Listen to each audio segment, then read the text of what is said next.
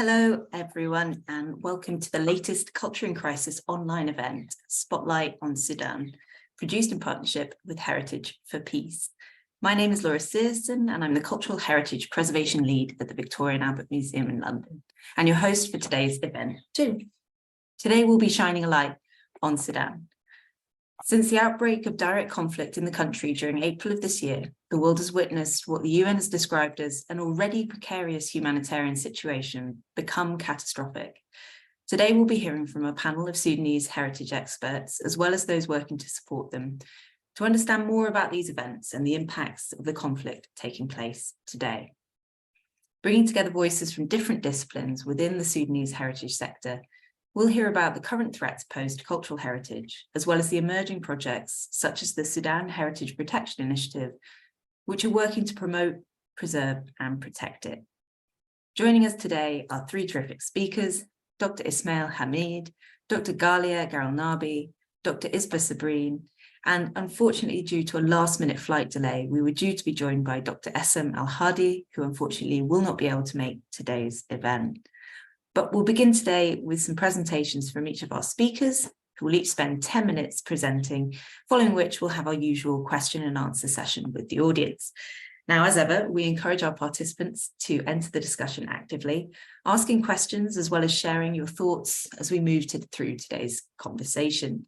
Now, there's no need to wait till the end. Please do feel free to use the chat throughout the course of today's event, posting your contributions whenever you like. We will get to them. In addition, if you're working on projects in related fields, feel free to share links or information which you think might be valuable using the chat function too. I'm going to do my best to weave your interventions into today's discussion so that together we can actively contribute to the event.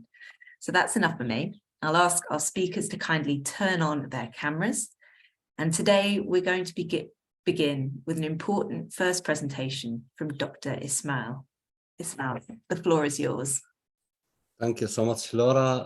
And on behalf of all Sudanese academic and practitioners, it is my pleasure to extend a warm welcome to each and every one of you gathered here today. We are truly honored to have you join us on this critical time of our nation history to support us on protecting our cultural heritage during and after this ongoing conflict and war. I would like to express my deepest gratitude to all the individuals and organizations who have contributed their time, resources, and expertise in making this event possible. Special thanks to, of course, Heritage for Peace and Cultural in Crisis, the Victoria and Albert Museum, whom without their support and dedications, none of this would have been achievable. I would like to share with you some information in regard to the current situation in Sudan.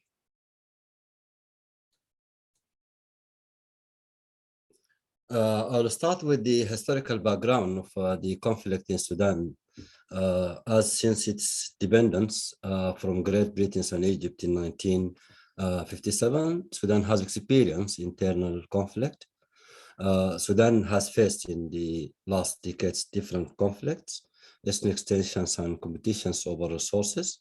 One of the significant conflicts in Sudan was the South Sudan War, 1984-2009, Darfur conflict, 2003 till 2019, Blue Nile and South Kordofan conflict.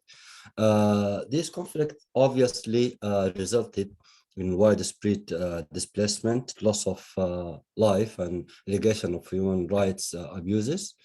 In a certain times, this conflict escalated into a full-scale civil war, with both government and opposition forces engaging in widespread violence, including targeted killings, looting, and destructions of properties. The recent war, armed conflict between the Sudanese armed forces and primary rapid support forces broke out on 15th of April 2013. The fighting mostly concentrated around the capital city of Khartoum and Darfur region. Both Sudanese and armed forces, the primarily rapid support forces, are engaged in a power struggle over who gets to run the resources-rich national that sites at the crossroad between North Africa, the Sahel, and the Horn of Africa and the Red Sea. From 15th of April to 19th of May, clashes increased nearly eightfold compared to the same time period prior. The use of precautions, remote violence such as air strikes, has reached its highest monthly point in the past 6 years, with most strikes conducted by the Sudanese armed forces in Khartoum. Furthermore, overseas of fighting between the Sudanese armed forces and rapid support forces has taken place in the cities of over around 100,000 people, whereas bombing and gun battles have been taken place in the heart of the capital Khartoum, in the residential neighborhood, with building badly damaged. The violence has forced also around 100,000 civilians to flee their homes. By the end of April, approximately 33,000 people had sought safely outside of the Sudan, and 75,000 people were internally displaced. The UN Office for the Coordination of Humanitarian Affairs has reported a widespread shortage of food, water, medicines, and fuel in Sudan. Also, houses have been looted and burned. Despite the fact that there's a multiple attempt for the ceasefire agreements have been made. However, these agreements have been fragile, and the conflict has seen a couple of hours of relative calm, followed by a renewed violence. Sudan cultural heritage is culturally and linguistically diverse country. Most of us know that, with a history that goes back to over 100,000 years. It has two World Heritage sites, Jebel al-Barkal and the site of Nubian Regional Archaeological Sites. The other sites of island of Marawi, none for over 200 pyramids built by powerful kingdom of Kush that also ruled Egypt for a century. The archival records show us how the country has developed to this day. Furthermore, Sudan culture's heritage based on its unique associated values and UNESCO outstanding universal values. It considered as a global heritage, which is need a global attention and a global effort to be protected. The current cultural heritage situation now in Sudan as a result of the war, first of all, due to the heavy fighting in the area of Khartoum, central Khartoum, there have been no confirmed reports so far detailing the extent of the damage, and that because the struggle of people to go out of their houses, and nobody can report what's going on there. And based on the fact that the war is all over Khartoum city and the other city, we can come to conclusion that most vulnerable are the National Museum, our national museums, the Ethnographical Museum, Khalifa House Museum, Palace Museum, Al-Mahdi National Archive in Khartoum as well, and Sheikhan Museum in Al-Ubaid, that's outside the capital city, Darfur Museum in Niala and Jinena, as all of these valuable museums in the crossfire of battles between the two conflicting parties, with nothing to protect them from destroying, looting, and vandalism. Irreplaceable damage are already reported at the National History Museum. The previous collections of Muhammad Umar Bashir Center for Sudanese Studies at Al Ahliya University, it has been banned in Omdurman and was looted and totally lost by fire. Some damage to temples displaced in the gardens of the National Khartoum Museum. It hasn't been confirmed, by the way, still now, but it's just what's going on the social media. Museum in Khartoum also reported. Furthermore, in the cultural context in Sudan, in like any other economically disadvantaged countries, such any other countries, the local archaeologists, who we do need to give them a heavy support. All of them are working for government agencies, universities, research institutions, and museums with insufficient funds from government agencies, because we have got no governments since 25th of October, over a year now. To an even greater extent, that is so-called developed countries, where these issues are frequently arise.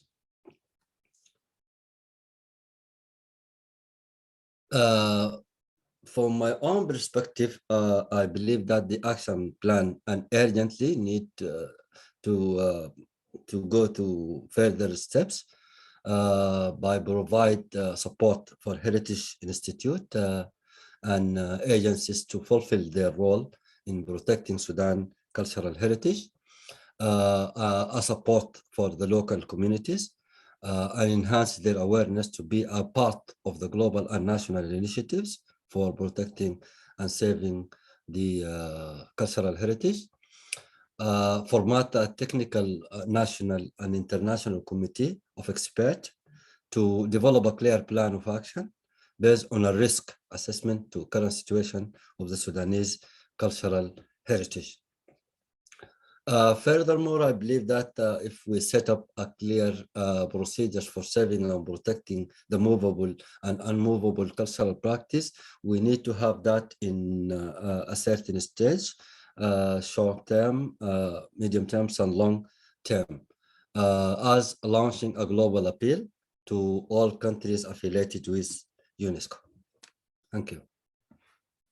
Thank you very much, Ismail, for giving us some information there about the background, the conflict, and also a projection of the actions that you think to take place. Now, fortunately, a number of organisations have taken up the call, and Isba Sabreen, who's our next panellist, is going to speak to us a little bit about the work of Heritage for Peace and their emerging initiative in Sudan.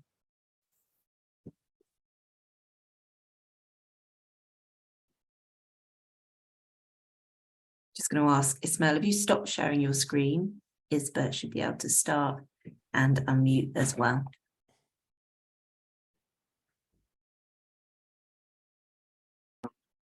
Thank you very much. It has been a pleasure to work to coordinate this webinar. This webinar, we believe, that's really will play a very important role to raise awareness about the actual situation in Sudan and the need to act. Since when the war started in Sudan and 1 month ago, I mean, we have again the same. Sorry, I am trying to repeat to go with the slides, but yeah, now. So since the war started in 2000, the last month, we just were looking to what the situation. So the situation is repeating again. Every conflict is the same, and yeah, we learned from our experience in Syria and other places that there is a important, huge need to act as fast as possible. So with our Sudanese colleagues, and I am very grateful to them and their efforts, and also to I would like to also mention my colleague Tomomi Foshia. She's an expert on Sudanese heritage. We just from the first days we started to think about what we can do, and again it was very disappointed to see that the international community didn't move. If we can compare to what happened to Ukraine and what is happening in Sudan, we feel really very bad to see that with Ukraine, that the international community was very fast, very rapid to do actions, but Sudan, it's still very fast and very low, very distance, and we still now the efforts are very limited and actually very modest. So we started to think how we can support. So our idea came with to push some of the things that we learned in the past, and we went to the point the negotiation in Jeddah. So with the help with Ismail, we were presented as well on the negotiation in Jeddah, and we pushed a document in order to the military they can take it in account. So this is one of the main actions that happened so far, and we hope that it will be presented as well in the further negotiation in Jeddah between the militaries. So just to start, and we set up some of clear objectives to work on the creation of the Sudan Heritage Protection Initiatives. So our objectives are to raise awareness of the safeguarding and protection of all cultural heritage in Sudan, irrespective of their religious or ethnicity, to document and preserve knowledge of damage to cultural heritage in Sudan during the conflict, to develop, maintain, and support a wide network of contacts and volunteers dedicated to safeguarding of cultural heritage in Sudan through effective practice, and to provide training, practical knowledge, and simple technologies to protect and preserve cultural heritage in Sudan in that challenging situation, and to liaise between heritage workers operating for the protection of cultural heritage in Sudan and the international heritage community. So basically, our team now, we are 5%, 3 Sudanese, Dr. Ismail, one of them, and also Dr.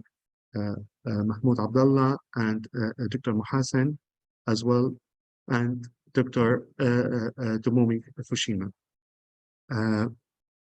So here I just want to talk about our documents that we pushed to the negotiation in Jeddah, and it was drawn by in the 10th of May. So it was the beginning of the negotiation. So the parties present as a Sudan Political Dialogue Forum, acknowledging the university value of Sudanese cultural heritage, stressing the importance of the cultural heritage for the future of the country and its citizens, recognizing that cultural diversity inherited in Sudan heritage needs to be respected by all parties, agree to protect the already defective cultural heritage in Sudan from further damage, will make conscious effort to safeguard and protect all cultural heritage in Sudan, irrespective of its religious or ethnic affiliation, will do all in their power to stop their illegal digging and illegal construction of archaeological sites, will respect international law concerning the protection of cultural heritage in the event of armed conflict, will further respect international law to prevent illicit import, export, and transfer of ownership of cultural property. They therefore invite all observers, civil society organization, multilateral and international organization, and especially the national and international heritage community to affirm the role of cultural heritage can play in enhancing the peace process, support and assist the parties to realize their efforts to safeguard and protect cultural heritage of Sudan. This, from our Sudanese also who were involved in this process, they confirmed that this was taken to the negotiation table, and we hope that it will be also taken with serious actions. On the other hand, I just want to say that 2 days ago, we had a very important meeting with the representative of UN, of human rights in Sudan. And we were discussing the importance that UN now, beside of all what they were doing in the last weeks, to bring as well and to aware the militaries about the heritage protection. So the UN representative in Sudan of human rights told us and that we need to be working with them in order to send as much as we can proofs of damage and photos, videos to the UN community of human rights in order to put heritage as well on the table of discussions. So this last 2 weeks also we set up a website of the initiative and the social media. So we have our Facebook page, Sudan Heritage Protection Initiative. Also, it's in Twitter. So, this event for us is important that all of you can just follow the pages, and also we have an Instagram page. So through those pages, we want, and through our colleagues and volunteers in Sudan, and now we are monitoring with Ismail, a group of volunteers and contacts in the ground in order to start to document the damage and the destruction, and also try to understand the needs. And one of the most important needs is also to support our colleagues who are working on heritage protection. They are they are living in a very difficult situation, humanitarian situation, so they need immediate support. They need, they are out of money, they are out of any, the condition of life there is very, very difficult. So we hope that soon, and now it's the ceasefire, it started 2 days ago. It's not still very good condition now, but we hope very, very soon we will be able with them to monitor and to see and to identify the needs on the ground. Ismail can talk more about that later. So this is a little bit an overview about the Sudan Heritage Initiative, and we are looking forward to work with everyone in order to support our colleagues in Sudan. And thank you very much. Thank you, Ismail. And we're going to come back to that question of support in a few minutes. Now, I'm very pleased to be able to hopefully welcome as our third panelist today, Dr. Galia Garelnabi, who is the director of the National Museum of Sudan, and indeed the former director of the National Corporation of Antiquities and Museums too. Now, unfortunately, we've been struggling with a bit of a tech issue with Galia today, but I'm hoping that she might just be able to unmute herself now and speak with us briefly about her experiences.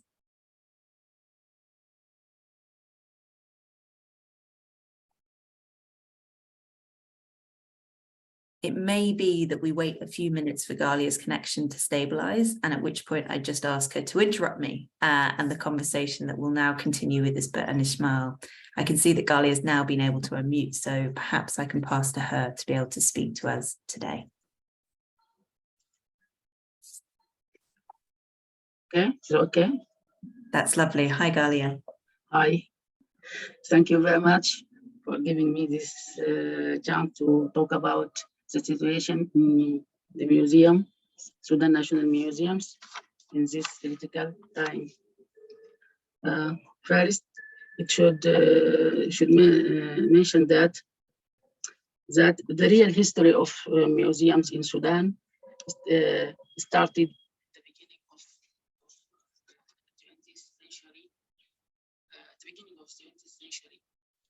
in Gordon Memorial College, now University of Khartoum, which later on developed to the Sudan National Museum. At the moment, we have 13 museums located in different parts of the country. All these museums maintain an extensive collection of artifacts. Sudan National Museum contains more than 100,000 objects and cultural elements from early prehistoric period down to Islamic period.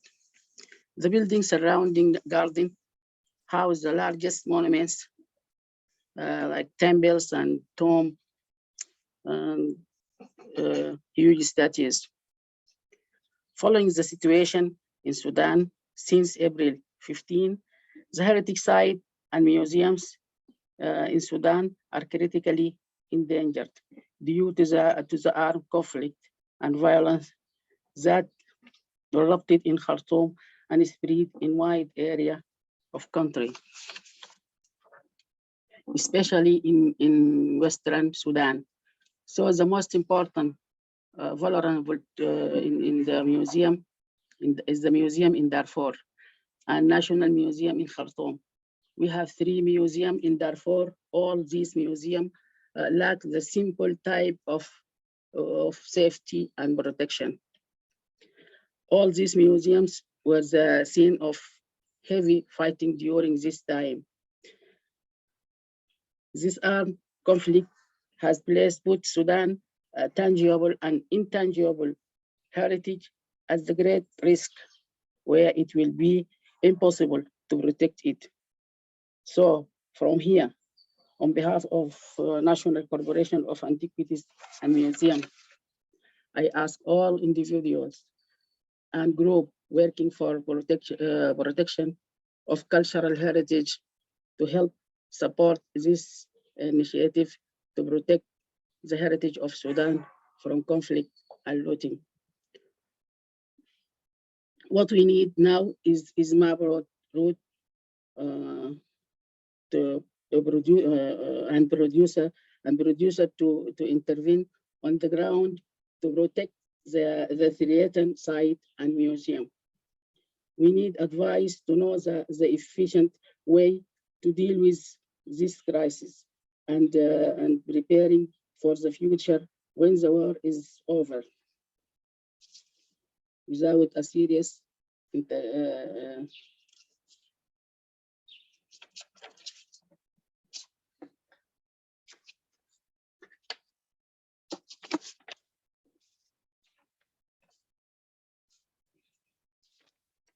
From here, I would like to thank all the people who work in the protection of cultural heritage and to take action to support us during this crisis. Thank you. Thank you, Galia, and thank you for being really pressing ahead with presenting, because I know you struggled a little bit with your connection today. Just to let you know, I can hear you perfectly well. So we're going to continue with the roundtable discussion. It's probably easiest if you just everyone unmutes themselves so that we can allow for a free-flowing conversation. And I can already see that some people have posted some really valuable links into the chat. So please do take a look. We've got other events taking place with other organisations, and indeed monitoring and information provided through a monitoring lab has also been posted. Richard points out again that there are conventions in place here that provide frameworks for interventions on preserving cultural heritage. The 2003 Intangible Cultural Heritage Bill is referenced. But also I wanted to talk today a little bit about the role of response activities between community and government level. And Ismail, I know you have some examples to give of engagement within the community. Isba, you referenced your fantastic sounding resolution that was passed over to the government. So perhaps Ismail, you could tell us a bit about your side of working with the community, and Isba might be able to counter with some of the governmental work taking place too. Just ask you to unmute yourself first.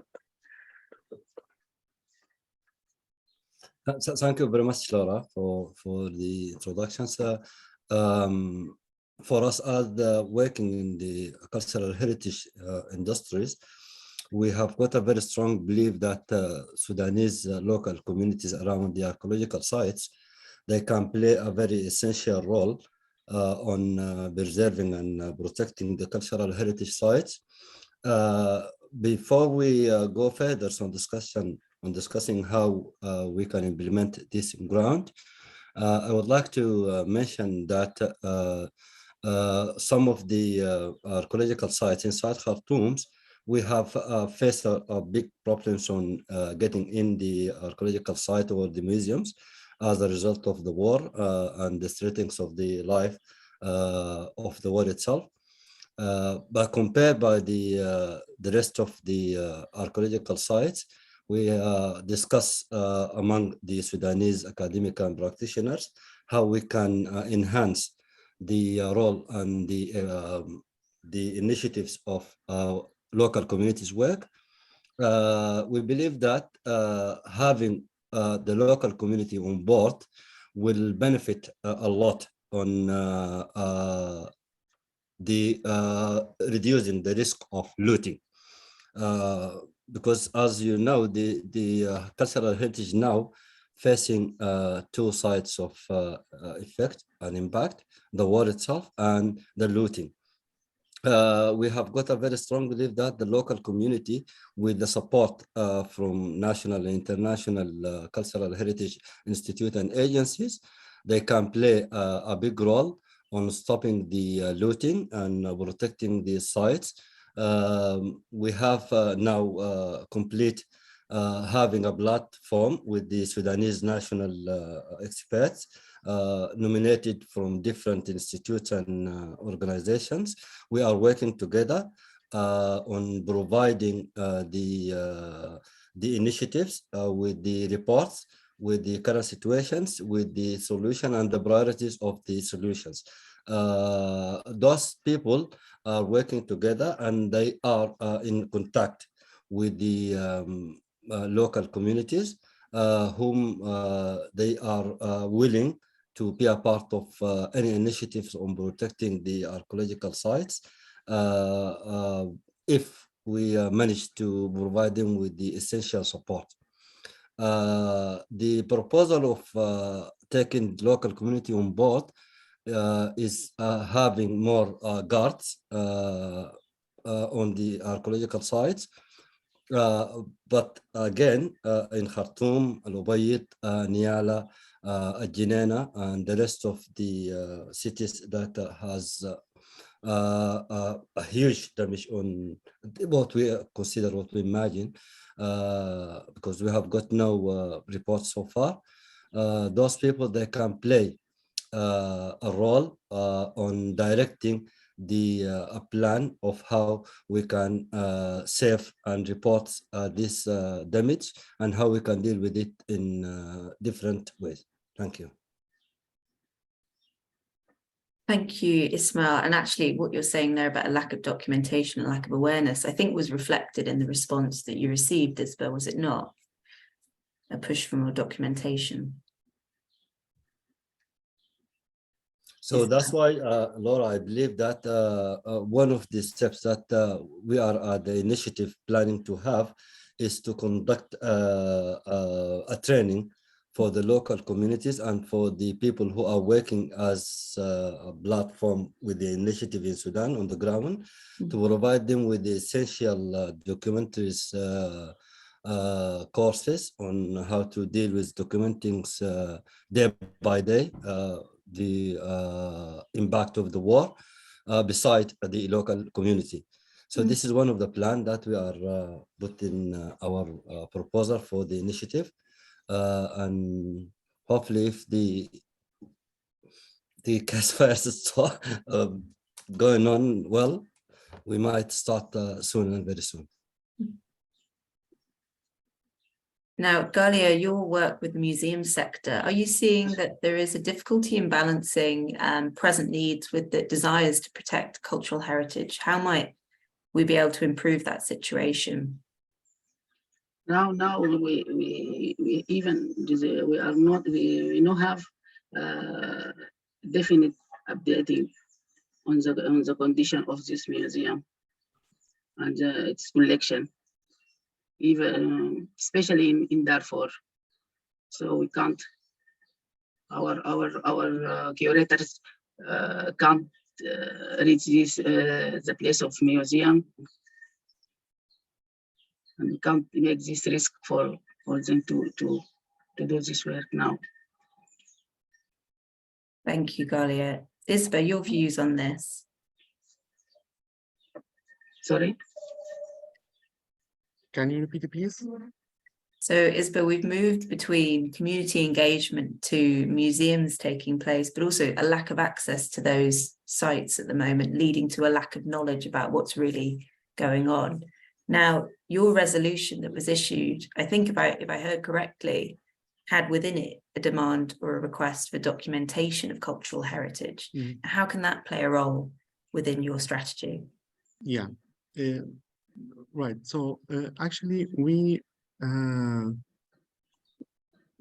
role of the locals is huge and is very important. So, and this is our strategy in order to implement and coordinate as well with locals those actions. Now, since a few days with Ismail, and Ismail actually his work is before was local community was great, so he built up a huge network of locals in Sudan and people who are on the ground.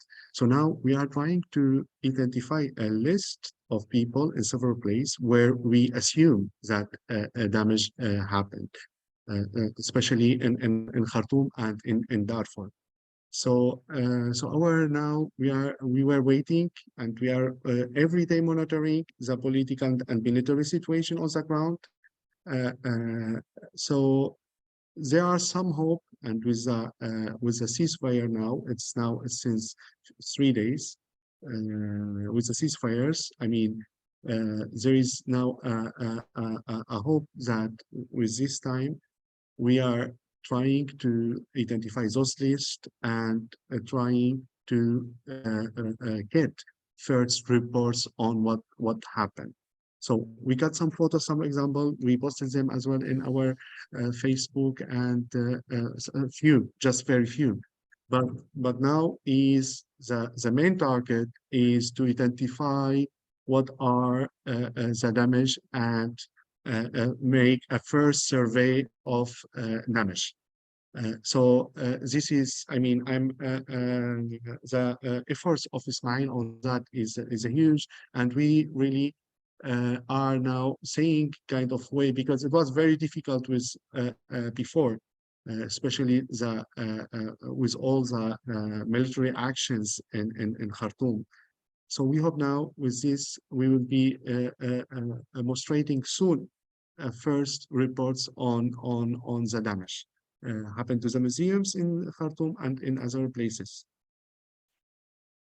Thank you. And Stephen asks, do we have any news from the 2 World Heritage Sites in Sudan, and has there been any damage to those structures that we know of?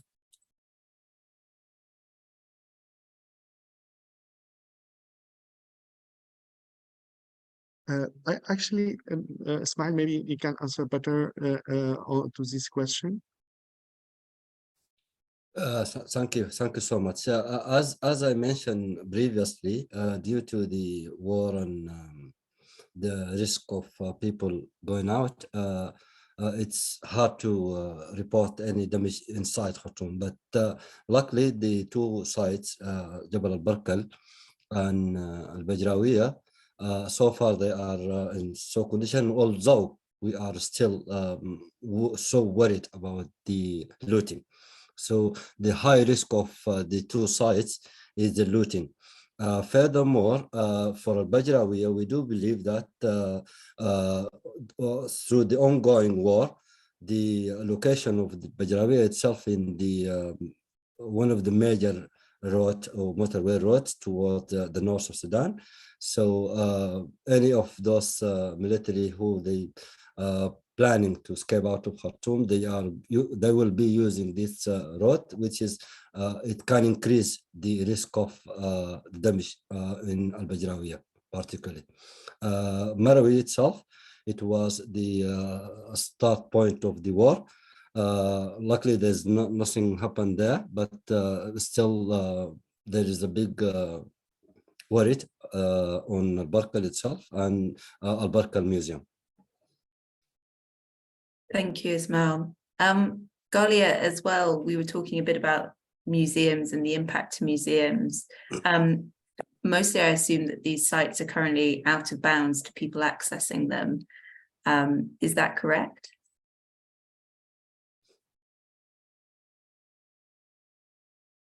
Hopefully she'll be able to rejoin us in a moment. And whilst we wait, thank you very much, Joanne, who's put a note into the chat here, pointing out really well that Sudan's ratified the 2003 Intangible Cultural Heritage Convention and could nominate to list for urgent safeguarding, and that rapid listing, which would now be possible, raising global awareness, which is one of the key ambitions of events like this. And the importance of heritage, which, Ismail, I know from our conversations, you are very keen to promote the universality of Sudanese heritage, and also that Sudan, as Joanne points out, can also apply to UNESCO for emergency assistance from the 2003 convention. Now, I know you've been busy with the resolution, but can I ask, is this something that you're looking at, engagement with UNESCO through the Sudanese Cultural Preservation Initiative? Isba, perhaps that's a question for you first. I mean, we saw a few days ago that UNESCO did a statement on that, so which is it's good. We hope that UNESCO can use its political channels to influence the political discussions. Especially now, we know that in the negotiation, several countries are involved. We hope that this will be happening soon. So far, we didn't know any big movement from UNESCO. So UNESCO really need to move on this big political standards. So actually, UNESCO will not be really very fast able to do any fast actions. We learned that from other conflicts. We learned that from Syria. We learned that from Iraq, from Yemen. So UNESCO now could play a role on the political level, and this is what we hope that they will be doing in the next couple of weeks. We hope. This is our message to UNESCO. Ismail, I wonder if you could answer the question that Richard's asked in the chat here, but maybe a slightly broader question. He's asking if Blue Shield is active in Sudan, and perhaps my question would be, are other international bodies as well now taking action, or is it still considered, as Isba's just pointed out, sort of too soon for people to be stepping in, or have you seen a kind of dynamic response from some organizations? Thank you. I will go back to the questions of UNESCO. Me personally, I did meet with the UNESCO office, as I'm aware of what going on there. We did get the conclusion that the work of the support itself, particularly the emergency response, has faced money transactions problems. So, but in these levels, they are be working more likely on the political level, as per mentioned, and they are so keen to provide us with the essential support. We are hoping and we are looking forward for them to be a part of any other initiatives. For the international initiative, I would like to take this opportunity to thank all of the archaeological missions in Sudan, whom they are so keen, and they are in a daily conversations with their people who are working with them on these missions. They provide support, they create initiatives. The American Sudanese centers has got an initiative on supporting the Sudanese cultural heritage. Many different missions have expressed their willing to be a part of this campaign, and I would like to thank them all. But I believe strongly that in order to have an effective work, we need to have at least cooperative with each other, all the initiative, to avoid any duplications on work. We need to work together according to a one action plan with one umbrella, and this is what we have done in Sudan. We have collected most of the Sudanese national initiatives in one initiatives, and they are all now working together on planning and callings and in the ground on reporting. Thank you.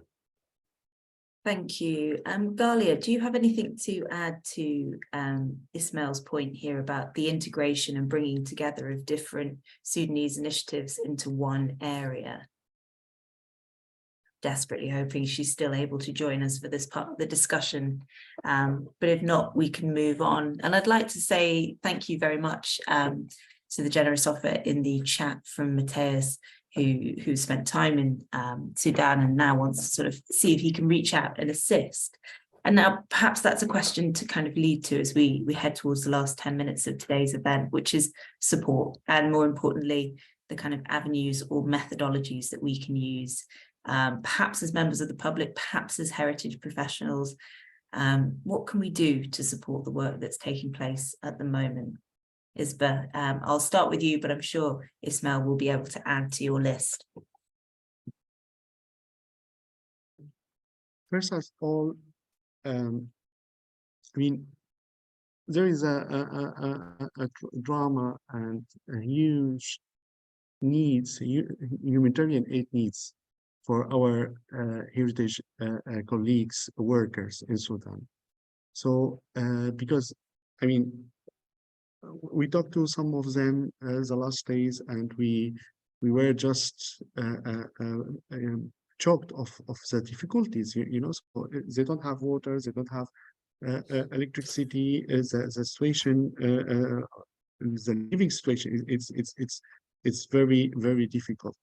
So any action, I mean, any action should be also focused on humanitarian action first. I mean, and this is the methodology that we are trying to follow.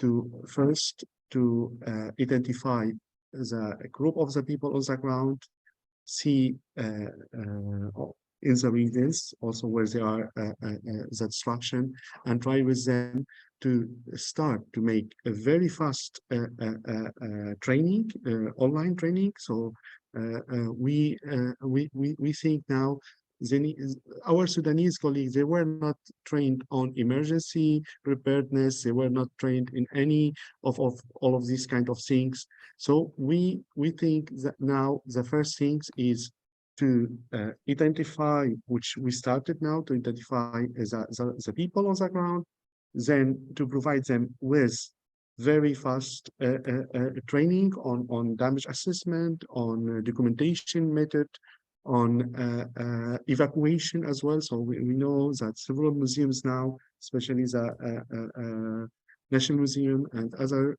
museums, they were very restricted. So this is one of the things which we are preparing for.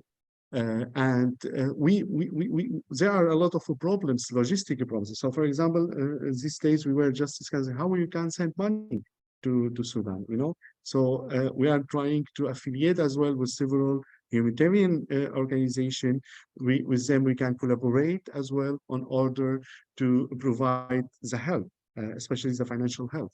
So So this our methodology. We hope that in the next couple of days, this methodology will be better defined, and we call everyone as well to support as with their experience, with their we know we have a lot of experts here are specialized on crisis and in management of heritage in crisis. So Sudan and the Sudanese colleagues need all of you. So anyhow, we will try to use our social media platforms and website in order to post and to make update about the situation.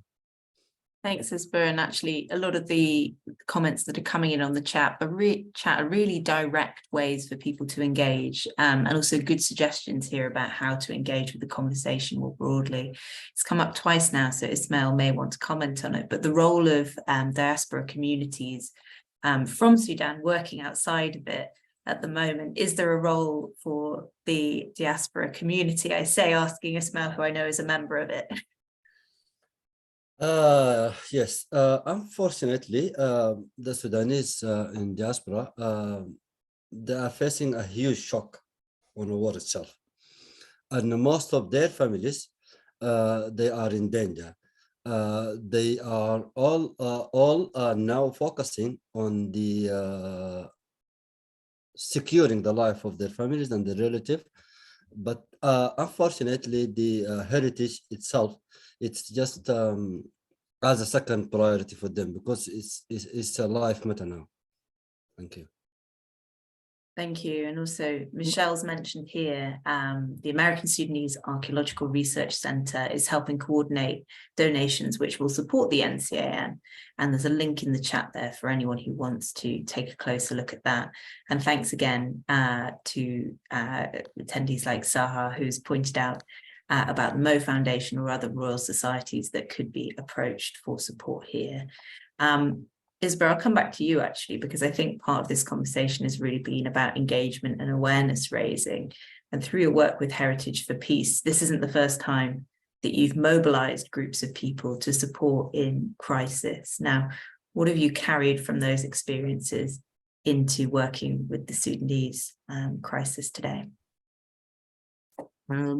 Actually, my first, and this is was very confirmed through all of this experience of now more than 10 years working on conflict and heritage protection, the locals and the people who are able to do the work. So we will not, and we saw that the role of the international support and the big international organization will come so late. So we cannot really, there is no time to wait. So Sudanese, a lot of colleagues are very prepared and they have all the capacities.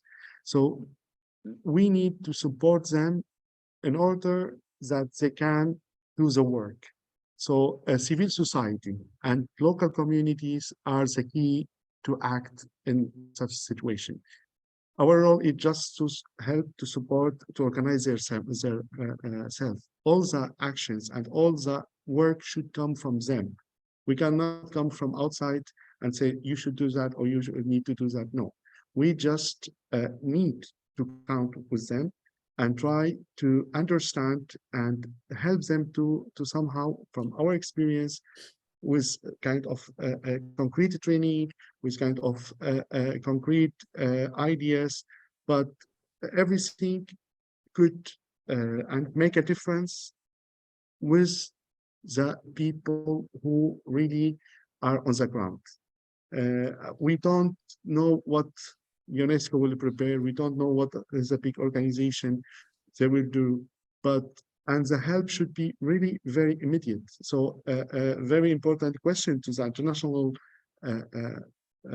community that they need really also to be or in contact with the humanitarian organization in order to do some active and fast action. For example, as I said, sending the money to Sudan is a big challenge, and this is something we start to think about this kind of things. And as we believe, and from the first day, I told Ismail how much people on the ground are, how much the good work will be there. So this is the things that we see that it's a crucial lesson learned from all of these conflicts which we were working last years. Thank you very much. And Ismail, I'll come back to you now because we're running out of time, as we always do, but I think we've managed to have quite a thorough conversation to begin the action that we hope will take place following today's event. I'd like to give you a chance really to share perhaps your final thoughts or a call to action with our audience based on your experience so far. So what is it that you'd like us to leave today's event thinking, doing, or feeling indeed? Based on my experience, I believe that to have a better impact and a better result on what we are all doing, it is an essential to have a one core platform for a national Sudanese, and through them we should apply bottom-up approach to feel and identify what is their needs, the way how they are thinking or their perspective on the solutions of these matters, and to play, because they are the people who they will play the major role on the protection of the cultural heritage. So this is first point. The second point, I do really believe that having a big support for our people who are working there in cultural heritage sector, it will be a beneficial with a unique courses on how they can protect the cultural heritage. The procedure of protecting cultural heritage is an essential as well, so we can have those people effort on board. Furthermore, I do believe that this crisis need an international effort. We as a Sudanese, by ourselves, we cannot manage to conserve this universal and unique heritage. Thank you very much. And that really does, I think, bring us quite neatly to the end of today's event, but by no means the end of today's activities, I hope. I'd like to say a huge thank you to our speakers, Ismail, Isba, Galia, thank you for sticking with us. I'm really pleased that we were able to hear your testimony about the state of museums in Sudan, and hopefully people will be able to hear more from you in the not too distant future. Everyone's words today have been really powerful, and I think it will sit with us for a long time to come. Thank you again to our audience who have played a really active role, as encouraged and always rising to the challenge of. There's been some really terrific resources mentioned and referenced, so I hope we can take some of that with us.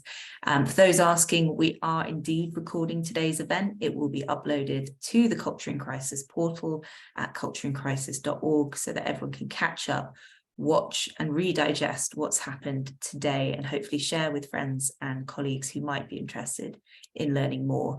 If you haven't had a chance to ask your question today, that's not a problem. You can send me an email at cultureincrisis@vam.ac.uk or use the hashtag #CultureInCrisisConversations to share your thoughts online. I've already posted the links to Twitter, but you can follow us at Culture in Crisis, Heritage for Peace at heritage4 Peace, as well as heritage_Sudan to hear more about the current projects, initiatives taking place. Thank you to everyone for joining us. Can I add one more thing, Laura? Please, Ismail. For the sharing of the link, please. This is for all of us. Please be very careful on sharing the information and sharing the link, because we don't want to have a high profile campaign that might open a window for the looting, to know where the archaeological sites are and where the valuable archaeological artifacts are. Thank you so much. Thank you. Strong words and important words indeed. Thank you everyone for today's event. Take care and speak to you soon. Okay. Thank you. Bye-bye. Bye-bye.